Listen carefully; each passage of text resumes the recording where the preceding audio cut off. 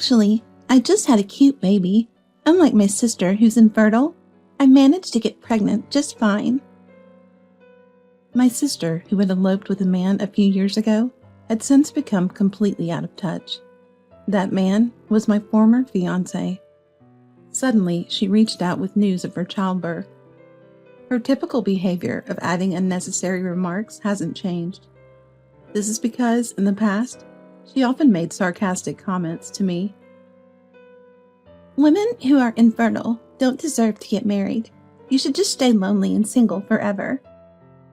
I was looked down upon by my sister because I couldn't easily conceive a child with my then fiancé. But at that time, I had no idea that my fiancé and sister were secretly nurturing their love. Soon after, my sister and my fiancé eloped, disappearing from my life.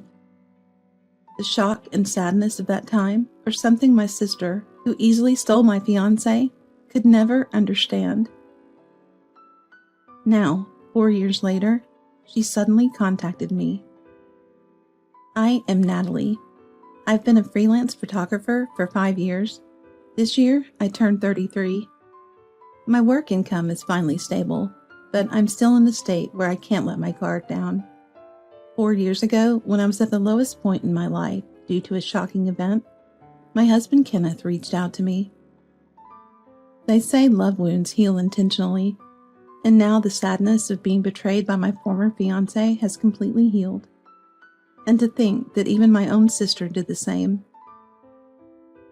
In other words, she knew he was my fiancé and still took him away.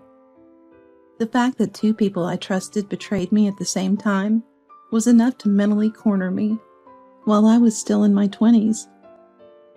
My former fiancé Robert and I were high school classmates. I remember him being engrossed in baseball in high school, seemingly distant from romance. At our coming-of-age ceremony, he confessed that he had liked me since high school and asked me out on our way home from the reunion. I was surprised, but accepted, and we had a smooth relationship for nearly 10 years.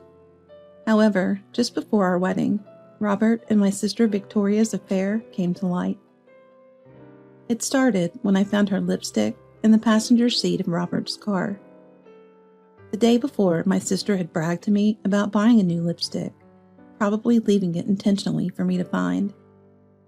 Before that, there were many suspicious things, like her joining our dates coincidentally, and Robert and Victoria's replies to my messages coming simultaneously. Thinking they were mocking me behind my back, I couldn't stop crying in frustration, far from apologizing. You couldn't have kids with Robert, right?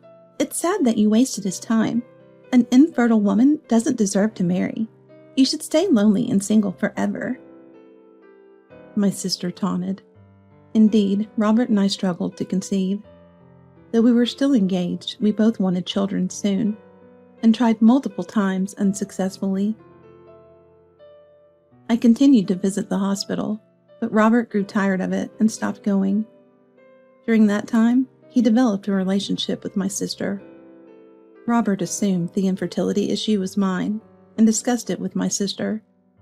He often praised her as cute, perhaps targeting her from the beginning. Realizing his feelings, my sister met him several times secretly. Robert said he would have chosen me over you if he met me first. I'm younger and cuter, not infertile, and have a better personality.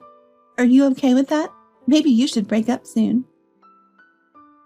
My sister, insensitive and cruel, tortured me with her words.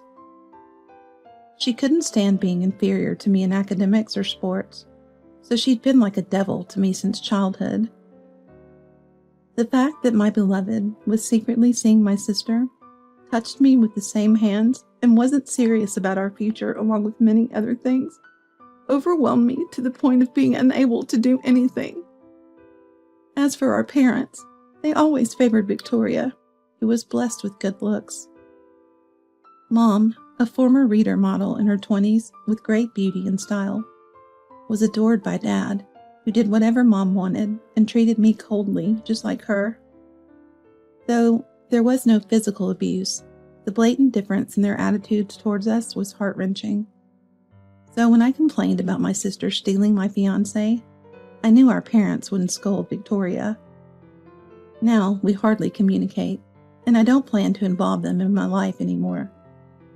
While I was down, it seems my sister and her partner proceeded with their wedding preparations and disappeared. Since then, their contact information has changed, and they became unreachable. Meanwhile, I worked hard as a photographer. I met my husband, Kenneth, who married me a year ago, financially and emotionally rescued me when I was still freelancing. Natalie, I love your photos the most. He said the words I needed to hear, helping me recover from despair. He supported me through the toughest time of my life, so even though we were newlyweds, I trust him wholeheartedly. We clash in work, but I love how he keeps it separate from our private life. While enjoying a smooth marriage and nearly forgetting the past, one day an unknown number called my phone. "Hello, it's Victoria. Surprised your number hasn't changed, big sis." It was my sister. It had been years, and her voice seemed calmer than before, which was somewhat reassuring. But her character remained unchanged, dodging all my questions. I asked repeatedly where she had been and what she'd been doing, but Victoria only talked about what she wanted to say, ending with, "I had a baby. Unlike you, I got pregnant easily. I thought I'd let you know since we're family. Come visit with a gift. I want to meet." She unilaterally gave me her address and date. Though I decided not to get involved, I reflexively took notes. I felt pathetic but wondered if I should show up for my pregnant sister. After the call, I contemplated and decided to discuss it with Kenneth, who knew the situation. After hearing everything, he pondered and then surprised me with his words. "I'll come too. It's a chance to meet your sister, and I'd like to greet her. Actually, there's something I want to check." I was astonished at what he wanted to verify. Though it wasn't confirmed, the possibility made me agree to his coming along. The address was about an hour's drive from our place. On the day, Kenneth had something to attend to, so I went ahead planning to meet her. Driving there, I resolved not to get upset by whatever my sister said. She's been a queen bee since childhood due to our parents' upbringing. Such people don't change overnight, so I've learned to deal with her. As I've grown older, I've found the strength to not let every little thing affect me. You can't sustain yourself if you get emotional about every single thing. Her place was a fancy high-rise apartment. I took the elevator to the given floor and rang the doorbell. "Ding dong!" Victoria, holding a baby and in high spirits, answered immediately. At first glance, I knew the baby wasn't my ex-fiancé's child. The baby had blue eyes and light yellow hair. "Welcome, come on in. This is my husband, Robert. Oh, I guess I didn't need to introduce him, huh? Sorry about that time." "It's in the past. It doesn't matter." I calmly replied, not to be swept up by her carefree demeanor. Robert, slightly awkward, pacified my sister while inviting me in. In the living room, "Here, this." I handed her a gift bag, and her face changed. "This is what I wanted. You're surprisingly thoughtful." She tore open the wrapping on the spot, then, seeing the content, grimaced. "What's this color? It's ugly. You have bad taste." She twisted her mouth and carelessly dropped the box on the floor. Robert hurried to pick it up, but I wasn't bothered. "Seems you came alone. Are you still single, sis?" "What?" "I didn't say you had to come alone. You could have brought your husband. You seem still single." "No, I got married a year ago." There was a brief pause, then she taunted further. "Really? Congratulations. But I bet he's unattractive, right? Not earning enough to live in a big high-rise like this. You're over 30 without money, and having kids must be tough. Plus, a husband who lets his wife carry such ugly luggage must have bad taste. What does your husband do?" My sister, gleeful at having someone to belittle, relentlessly looked down on me. Each time, Robert would quietly say, Well, or, calm down. His attempts at soothing seemed almost comical. So I stood there emotionless. Then the doorbell rang. Ding dong. Who's that? Go check, will you? Victoria commanded Robert, pointing with her chin while holding the baby, and sent him to the door. Shortly after, Robert returned with someone. It was my husband. Victoria, surprised by the tall man's arrival, scrutinized my husband, who wore sunglasses and a hat. Is this guy your husband, sis? Nice to meet you, but isn't it a bit rude to be late? My husband responded to her sarcasm by removing his accessories. Nice to meet you. Sorry for being late. I'm Natalie's husband, Kenneth. Seeing my husband's face, Victoria started trembling. I had an inkling this would happen. Kenneth is a popular model for a top women's magazine in the country. Lately, he's been appearing more in other media, increasing his personal fame. Wow, Natalie's husband is Kenneth? Robert exclaimed loudly. My husband gave him a stern look. Please refrain from casually using my wife's name. I'm afraid of what kind of person you are, so mind your words. Robert turned pale, but Victoria looked unconvinced. With a resentful glare, she asked me, How did you catch such a wonderful man? You two seem mismatched. I honestly explained that we met at a magazine shoot where I was working as a photographer. Still unsatisfied, she changed the subject. But weren't you infertile, sis? Did your husband know that? I have this cute baby, but you'll never have one. Poor husband. Her face turned red in her triumphant moment. Look at this face. Looks just like Grandpa, right? You must be jealous, she touted. She was so desperate that her spit flew my way, which was unpleasant. Actually, about that, there's something I haven't told you, Victoria. I began quietly. We're not blood related to Grandpa. What? Her disbelief was understandable. Our maternal grandfather was Russian. However, he was our grandmother's second husband and not related to Mom or us. Our real grandfather had died of illness when Mom was young, but this fact was kept from Victoria, who was close to our step-grandfather and had a volatile temperament. So both Victoria and I are pure Americans. It's strange for a child with Russian features to be born to us. Pointing this out, Victoria's face turned blue. At the same time, Robert's face reddened. What do you mean? So this isn't my child? Explain. That's ridiculous. My sister is just making things up. Call Mom, she'll tell you. Victoria protested desperately. Then my husband took out his phone and started dialing. Victoria regained her smug look as if saying, See? Suddenly, there was a noise from the entrance, drawing everyone's attention. Before anyone could check, a young man with Russian features burst in. Alexander! Victoria shouted, then quickly covered her mouth, but it was too late. Who are you? Don't tell me you're... Robert raised his arm at Victoria. My husband quickly intervened. I understand how you feel, but the baby is frightened. Let's calm down and talk.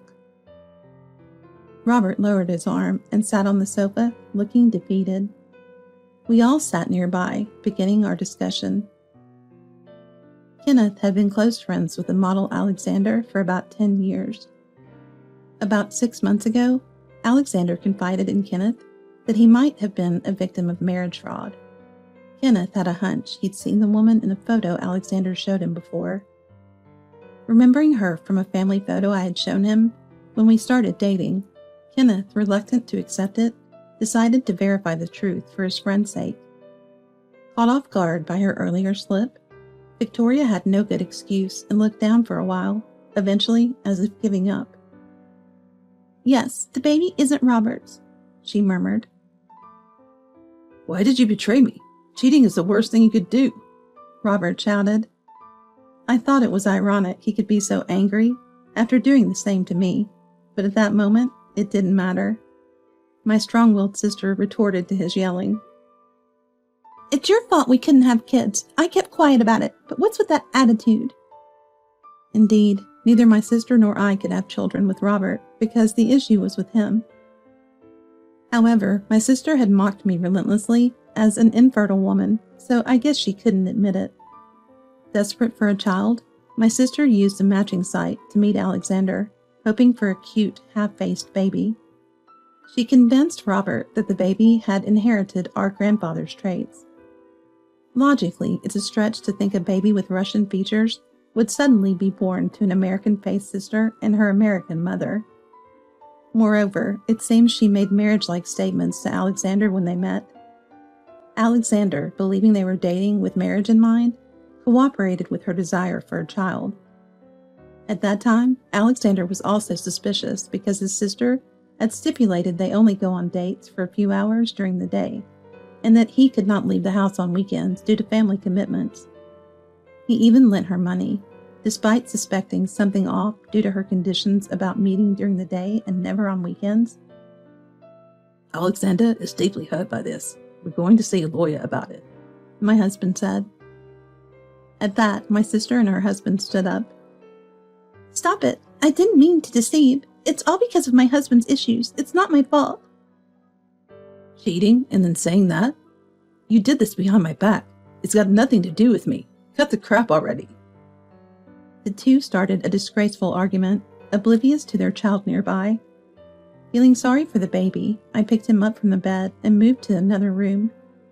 From the next room, I faintly heard my husband's voice. 4 years ago, you ran off with Natalie's sister, and now you say it's none of your business? Face reality. A husband shares responsibility for his foolish wife's actions. Robert seemed cowed by my husband's towering presence and didn't talk back. Also, I turned down a commercial offer from your company recently because of you. I couldn't see him, but I imagined Robert was devastated. He was ambitious, and this would surely affect his career and morale. Leaving the confused and depressed couple, we left the house with Alexander. Worried about the baby, but knowing my sister who loves children would take care of him, my husband went with Alexander to the lawyer's office. The lawyer was sympathetic, and they smoothly proceeded with the procedures. They decided to sue my sister for marriage fraud, asking for a settlement and monthly visitation rights for the child. I have no feelings for Victoria anymore, but I still love the child, Alexander said sadly, a look I still remember. Half a year later, Alexander confirmed he was receiving the settlement on time. My sister was working full-time, having put the child in daycare. She occasionally sent letters with photos of the child who was growing up. Alexander seemed relieved to see him growing bigger day by day. Meanwhile, Robert's career seemed to have taken a hit due to Kenneth's influence. I'm not sure how much my husband shared about my situation, but Robert's messages showed he was struggling. I ignored them, of course. I'm neither his mom nor his fiancé anymore. If he persists, I'll contact his company myself. The couple is apparently in a Cold War, but surprisingly, no divorce talks. They probably stay together for their cute child. Like my sister, Robert also loves children. Even if not blood-related, it's hard to let go of such feelings. As for us, a long-awaited baby is on its way. We've always valued our time together, even amidst busy schedules.